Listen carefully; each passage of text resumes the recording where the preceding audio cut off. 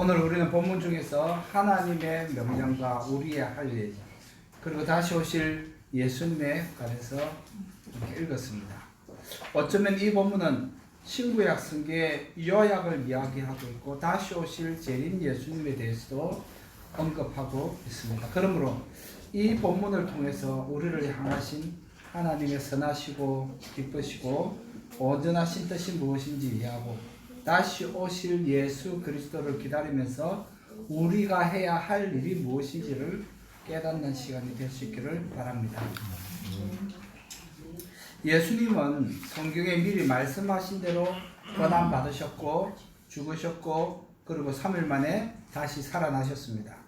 마태복음 16장에 기록된 바 가이사랴 빌립보라는 도시에서 베드로가 했던 고백을 여러분들 기억하시죠? 뭐라고 고백했죠? 세상 사람들이 나를 누구냐고 물었을 때 모세다 엘리야다 별의별 소리를 다 하는데 예수님께서 그러면 너희는 제자들에게 너희는 나를 누구냐라고 물었을 때 베드로가 뭐라고 대답했습니까?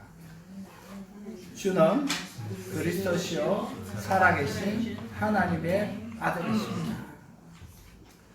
우리는 이 고백으로 예수님이 누구신지 분명히 알 수 있습니다. 예수님은 그리스도시요 살아계신 하나님의 아들이라는 것이.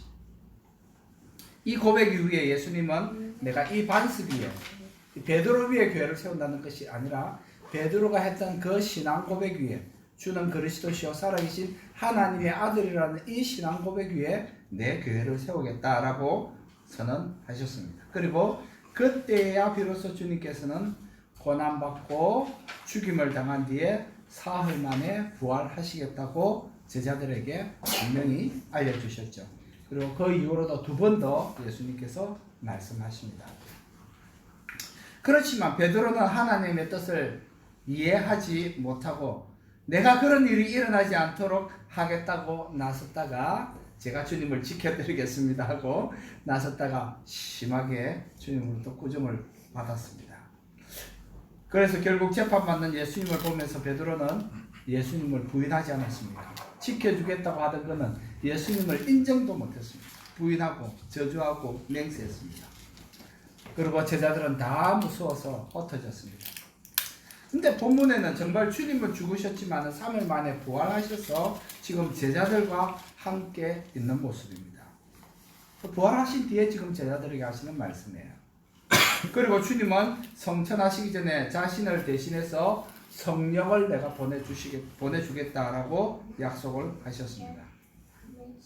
그래도 하나님의 구원 계획을 다 이해하지 못한 제자들은 또 이렇게 엉뚱한 질문을 합니다. 6절에 뭐라고 합니까? 그들이 모였을 때에 예수께 여쭈어 이르되 주께서 이스라엘 나라를 회복하심이 지금입니까? 이제 주님 죽으셨다가 부활도 하셨으니까 이제 주님께서 이 로마 제국으로부터 우리를 해방시킬 때가 지금입니까? 이 말입니다. 자, 우리가 이 로마 제국으로부터 해방이 되어 우리 주님의 나라를 만들 때가 이때입니까? 주님이 왕이 되는 때가 이때입니까? 이제야말로 우리가 기대하던 독립운동을 일으켜서 예수님이 이스라엘의 왕이 될 때가 지금입니까? 라고 묻는 거예요. 이제 주님께서 뭐라고 대답하십니까? 7절과 8절에 이르시되 때와 시기는 아버지께서 자기의 권한에 두셨으니 너희가 알 바 아니오. 오직 성령이 너희에게 임하시면 너희가 권능을 받고 예루살렘과 온 유대와 사마리아와 땅끝까지 이르러 내 증인이 되리라. 주님의 바라심은 뭡니까? 제자들에게 너희가 이제 내 증인이 되는 것. 하나님 나라가 언제 완성이 되든지 그건 너희 상관할 일 아니고 너희들이 할 일은 하나님의 때가 되기까지 너희가 생각하는 건 다르지만 우리 다시 하나님께서 이 세상 나라를 회복하실 그때가 되기까지 너희가 할 일은 내 증인이 되는 거다. 이것을 말씀하신 거죠. 이전에 예수님께서 말씀하셨던 구절이 생각이 납니다. 마태복음 24장 14절에 보면은요. 이제 마태복음 24장은 종말에 대해서 말씀을 하시는데 그때 이렇게 말씀하셨어요. 이 천국 복음이 모든 민족에게 전언되기 위하여 온 세상에 전파되리니 그제야 끝이 없다. 이 천국 복음이 모든 민족에게 정언되기 위하여 온 세상에 전파되리니 모든 사람이 다 예수를 믿는다가 아닙니다. 모든 민족에게 이 예수의 복음이 전파될 때에 그제야 비로소 끝이 난다 라고 주님은 그렇게 말씀하셨습니다. 예수님께서 하늘에 오르시기 전에 약속과 명령이 있습니다. 약속은 성령을 보내시겠다는 것이고 명령은 내 증인이 되라 라는 것입니다. 결국 성령을 보내시겠다는 이유는 증인이 되게 하려는 목적을 위해서 성령을 보내주시겠다는 거예요. 결국 우리가 증인되는 데에 주님의 관심이 있다는 것입니다. 우리를 주님의 증인이 되게 하기 위하여 성령을 보내시겠다는 약속을 하는 것입니다. 성령이 우리에게 임하지 않으면 증인으로서의 역할을 할 수 없는 겁니다. 하고 싶어도 안 되는 거죠. 내가 하고 싶다고 되는 게 아닙니다. 성령이 임할 때 우리는 성령의 강건하심에 의해서 할 수밖에 없는 상황이 되는 거죠. 우리는 이 구절을 마태가 전한 복음의 마지막 부분과 함께 기억해야 됩니다. 그러니까 사도행전 1장 8절과 마태복음 28장 16절 이하를 제가 읽어보겠습니다. 마태복음 28장 16절 이하예요.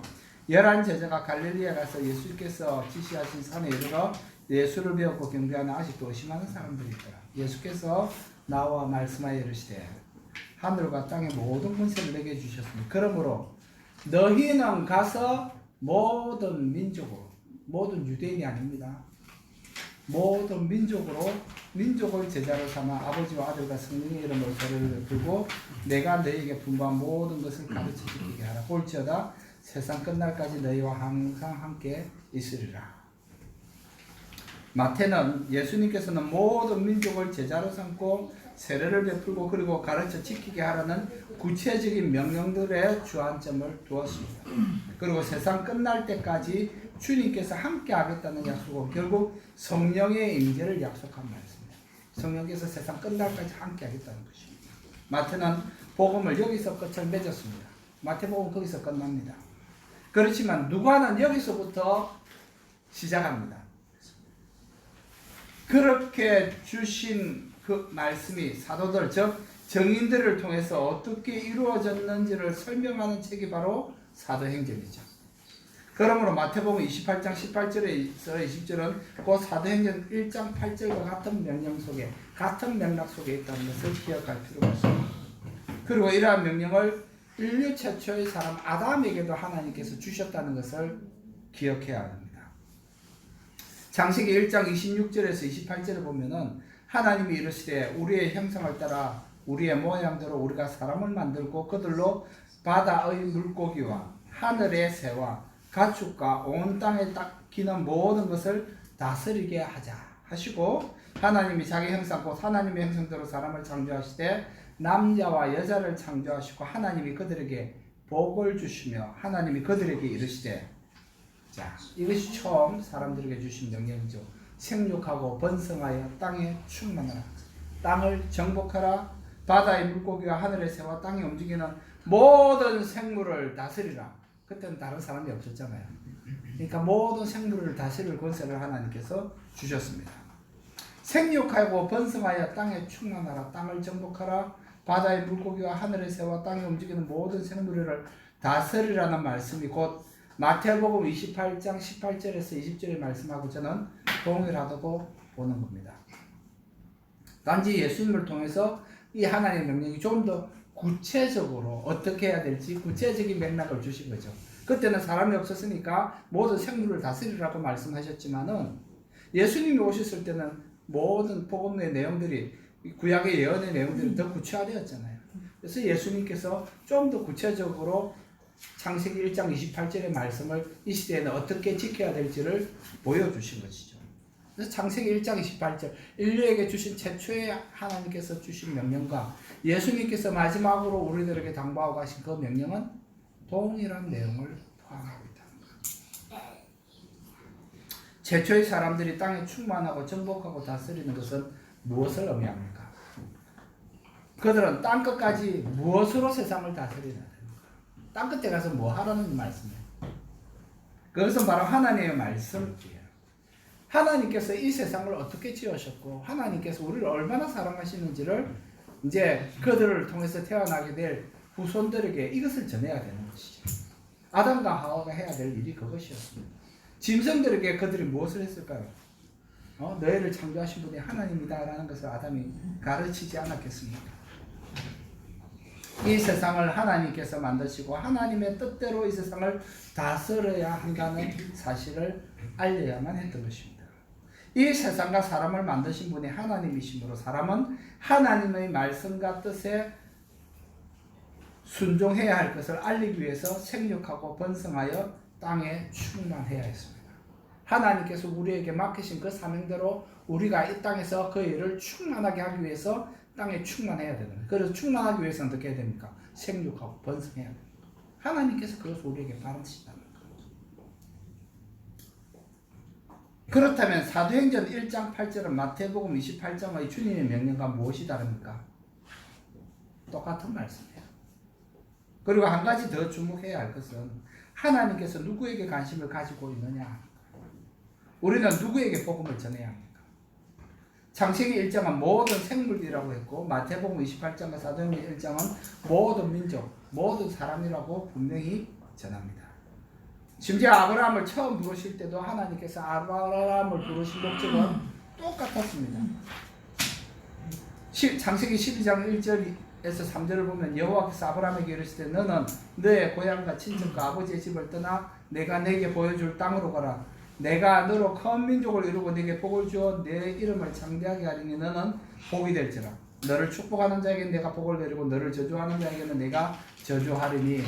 비로소 하나님의 본심이 여기 나옵니다. 아브라함을 통해서 하시고 싶은 일이 뭡니까? 땅의 모든 족속이 너로 말미암아 복을 얻을 것이다. 하나님께서 아브라함을 부르신 목적은 여기 있습니다.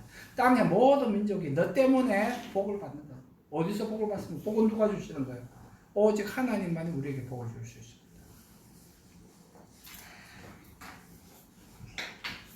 이것이 하나님께서 우리를 부르시는 목적이에요. 나로 말미암아 땅의 모든 민족이 모든 사람이 복을 받는 것. 어떤 복이요?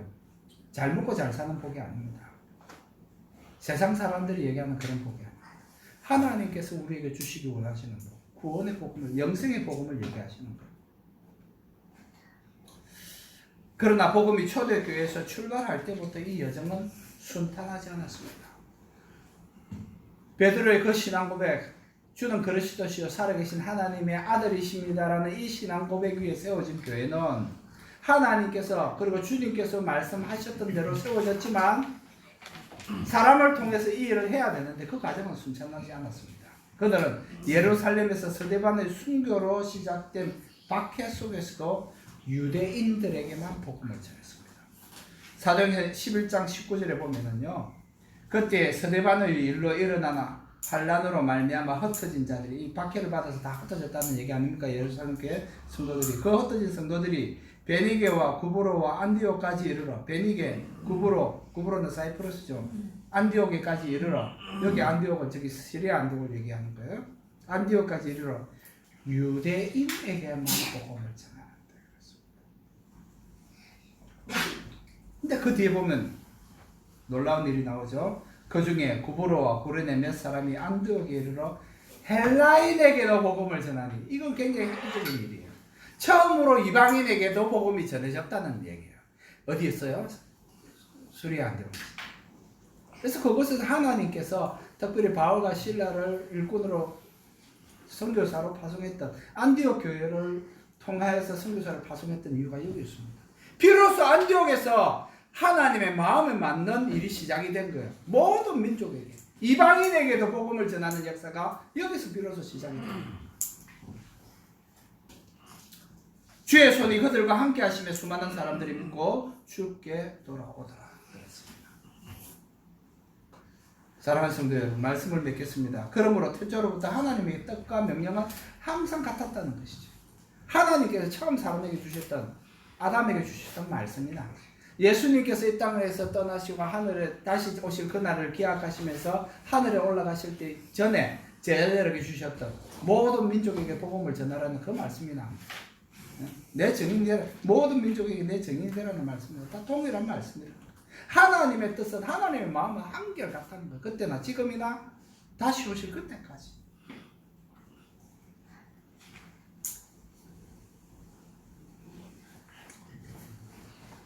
그리고 이제는 이 사명을 육신의 할례를 받은 유대인에게만 주신 것이 아니라 믿음으로 말미암아 하나님의 자녀가 된 유대인이 아닌 모든 사람들에게도 동일한 명령과 특권이 주어졌다는 것을 우리는 성령 하나님의 도우심으로 다 잘 알고 깨닫고 믿고 있습니다. 그러므로 우리도 초대교회 성도들과 같이 성령의 충만을 받았고 예수 그리스도의 동일한 증인이 되었습니다. 우리는 이제 그리스도의 증인의 삶을 살아야 합니다. 그 증인의 삶은 베드로와 바울을 비롯해서 모든 종류의 증인들이 성경에 잘 열거되어 있습니다. 제가 일일이 말씀 안 드리겠습니다. 이것 한 가지만 강조하고 싶습니다. 오늘 8절 말씀에 보면은 예루살렘과 온 유대와 사마리아와 땅끝까지 점차적으로 확대가 되죠. 예루살렘으로부터 시작해서 유다, 사마리아, 땅끝까지. 자, 이것은 우리가 참 잘 이해했어요. 초대교회도 이것은 이해는 못했지만은 성령의 강건하심에 의해서 박해라는 이 사건을 통해서 흩어지게 됐습니다. 전 세계로 흩어지게 됐습니다. 근데 문제는 뭐예요? 흩어졌는데 하나님께서 흩어지게 하신 이유는 모든 민족에게 모든 사람에게 이 복음이 하나님의 말씀이 전해지기를 기대하시는 마음에서 흩어졌던 것이었는데 흩어진 그리스도인들은 누구에게만? 유대인에게만. 핵심이 여기 있습니다. 성령께서 원하시는 것은 유대인에게만 아니라 모든 민족에게. 근데 잘 생각해 보십시오. 우리는 대한민국을 떠나서 이 터키라는 나라까지 왔습니다. 뭐 때문에요? 복음 때문에. 근데 우리의 관심이 한국 사람에게만 혹은 터키 사람에게만 전해야 되는 과제를 안았다고 생각하시면은 성경이 우리에게 기대하시는 거, 하나님께서 우리에게 기대하시는 바가 아니라는 것이죠. 우리가 어디에 있든지 우리는 정말 땅끝까지 왔잖아요. 우리가 올 수 있는 제일 마지막 보루까지 왔습니다. 우리 오 목사님과 사모님은 저기 베트남에서 땅끝을 거기로 여기시고 사명을 감당하십니다. 문제는 뭐냐면 우리의 관심의 대상이 사람이어야 된다는 것이죠. 사람, 모든 사람. 한국 사람만 아니고 베트남 사람만 아니고 터키 사람만 아니고 내가 만날 수 있는 모든 사람에게 내가 내 입으로 전할 수 있는, 영어를 할 수 있다면 영어로, 한국어를 할 수 있다면 한국어로, 터키어를 할 수 있다면 터키어, 베트남어로 할 수 있다면 베트남어로, 그것 동안도 안 통한다면, 할 수만 있다면, 바디 랭귀지를 통해서라도 전할 수 있다면 우리가 관심을 가져야 되는 것은 모든 사람이에요. 왜? 하나님의 관심이 크게 있기 때문에. 우리는 이것을 꼭 기억해야 됩니다. 내가 여기에 터키에 왔다는 것은 끝이 아니라는 사실. 내가 터키인들에게 복음을 전하는 것이 끝이 아니라는 사실. 왜냐하면 하나님의 관심은 모든 사람에게 있다. 이것을 우리가 기억하고 복음을 전해야 합니다. 이것을 기억하고 우리가 있는 그곳에서 내게 주신 사명을 기억해야 된다는 것이죠. 이것이 바로 오직 성령이 너에게 마시면 내 증인이 되리라를 제대로 이해하고 실천하는 성도가 되는 길입니다. 다니엘서 12장을 알려드리면서 말씀을 맺겠습니다. 다니엘서 12장 3절에 이렇게 기록하고 있습니다. 지혜 있는 자는 궁창의 빛과 같이 빛날 것이요 많은 사람을 옳은 대로 돌아오게 한 자는 별과 같이 영원토록 빛나리라. 이 은혜가 있기를 바랍니다. 그리고 함께 영원토록 같이 빛납시다. 기도합시다. 사랑하는 주님, 은혜를 감사합니다. 우리에게 별과 같이 영원히 빛날 수 있는 기회를 주신 주님을 찬양합니다. 우리가 주의 은혜로 말미암아 내가 구원받았고 또 이 놀라운 복음의 능력을 모든 사람에게 전하기 위하여 우리를 불러주셨으니 감사합니다. 우리가 어디에 있든지 이 복음을 전하는 주님의 관심인 모든 사람에게 우리가 관심을 가지고 이 사람을 구원하는 일에 우리에게 부르신 대로 살아내는 은혜가 있게 하여 주시옵소서. 이 일을 위하여 우리를 따로 불러 주셨사오니 하나님이여 이 사명을 감당하게 하시고 또 이 사명을 감당할 때 함께 동행하시는 성령의 능력으로 말미암아 기쁨이 늘 충만케 하여 주시옵소서. 주의 이름으로 말미암는, 주의 이름으로 행하는, 주님께서 내게 명령하신 대로 실천하는 이 기쁨이 늘 우리의 삶 속에 있게 하시고 이 기쁨을 위하여 다시 오실 주님을 사모하며 기다리며 이 사명을 감당하는 저희들 되게 하여 주시옵소서. 그리하여 주님 다시 오시는 그날을 간절히 사모하되 기쁨으로 즐거움으로 소망 가운데 사모하는 저희들이 되기를 원합니다. 그래서 나의 생애를 통하여 오직 주님만이 영광과 찬송을 받으시기 원합니다. 우리 주 예수 그리스도 이름으로 감사하며 기도합니다. 제가 주보에 오늘 빠뜨렸어요. 성찬식이 있는데 제가 성찬식을 빠뜨렸습니다. 죄송합니다. 성찬식은 하겠습니다. 글자만 빠졌고 성찬식을 하겠습니다.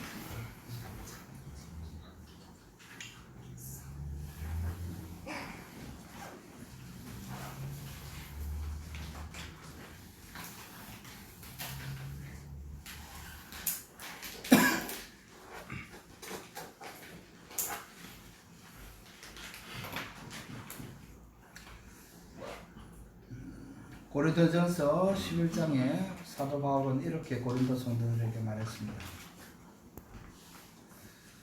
내가 너희에게 전한 것은 주께 받은 것이니 곧 주 예수께서 잡히시던 밤에 떡을 가지사 축사하시고 떼어 가라사대 이것은 너희를 위하는 내 몸이니 이것을 향하여 나를 기념하라 하시고 식후에 또한 이와 같이 잔을 가지시고 가라사대 이 잔은 내 피로 세운 새 언약이니 이것을 향하여 마실 때마다 나를 기념하라 하셨으니 너희가 이 떡을 먹으며 이 잔을 마실 때마다 주의 죽으심을 오실 때까지 전하는 것이니라.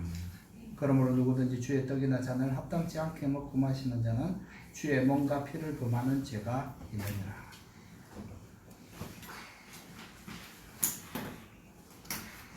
주께서 잡히시던 날 밤에 떡을 떼시면서 이것은 너희를 위하여 찢는 내 몸이라고 하셨고 또 잔을 가지고 가리키시면서 이것은 너희를 위하여 흘리는 내 피다, 새 언약의 피다라고 말씀하셨습니다.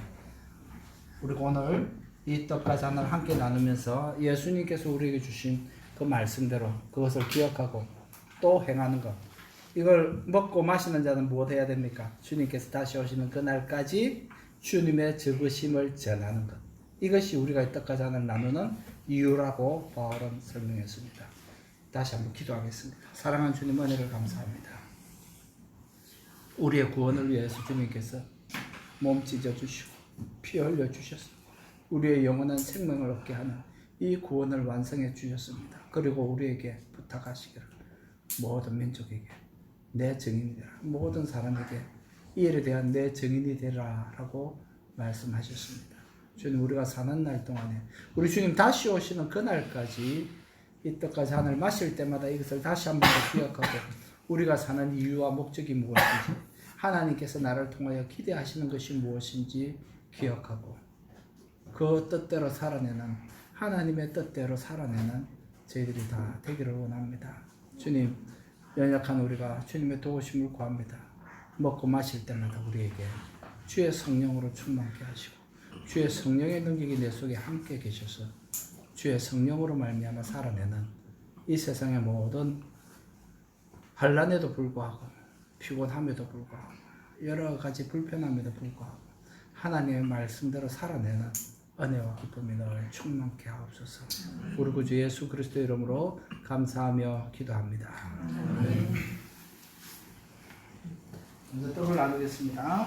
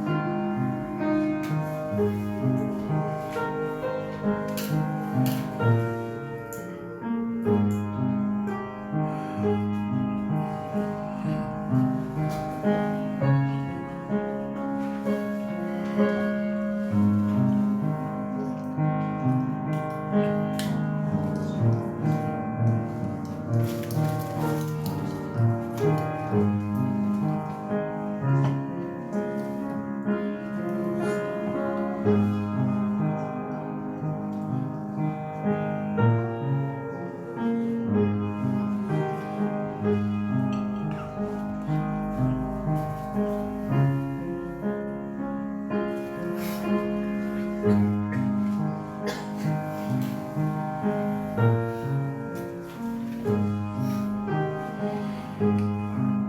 기도하겠습니다. 사랑하는 주님 은혜를 감사합니다. 날 위하여 살 찢으시고 피 흘려 죽어주신 주님을 저희들 기억합니다. 그 은혜를 기억합니다. 그 첫사랑을 기억합니다.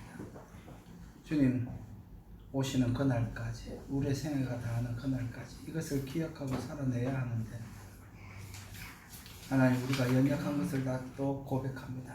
때로는 그렇게 살지 못합니다. 말씀대로 살아내야 함에도 불구하고 그렇게 살지 못한 것을 보며 내가 힘들고 주님의 마음을 힘들게 했던 것들을 기억합니다. 하나님이여, 그러므로 도와주시옵소서. 주의 성령으로 충만케 하여 주사 너의 말씀을 기억하게 하시고 주의 은혜로 말씀대로 살아내는 기쁨과 즐거움이 늘 충만케 하여 주시옵소서. 주의 성령이 충만하게 나에게 역사하지 않으시면 하나님 아버지여, 내가 아무것도 아닌 것을 고백합니다. 그저 죽어마땅한 죄인이라는 이 사실을 기억하며 자책할 수밖에 없습니다. 그러므로 우리가 주의 은혜를 기억하고 주님의 그 사랑을 기억하고 주님 말씀하신 대로 주님 오시는 그날까지 주님의 정인으로 살아내기를 원합니다. 도와주시옵소서. 우리의 관심이 여기에 집중될 수 있도록 은혜를 베풀어 주옵소서. 하나님, 나의 관심이 이 세상에 있지 않게 하시고 주님 다시 오실 그 세상에 우리의 관심이 있게 하여 주셔서 그날을 위하여 오늘을 준비하는 저희들이 되게 하여 주옵소서. 오늘도 우리가 함께 주님께서 말씀하신 대로 떡과 잔을 나누었습니다. 이것이 그냥 단순히 빵과 포도주를 나누는 것이 아니라 주님의 살과 피를 함께 나누는 형제자매로서 기억하고 주님께서 내게 주신 그 사명을 주님 오시는 그날까지 증거해야 될 사명이 있다는 것을 다시 한번 기억하고 살아내는 저희들 되게 하옵소서. 그래요, 오직 주님만이 나의 생애를 통하여 영광과 찬송을 받으시옵소서. 예수님 이름으로 감사하며 기도합니다. 아멘.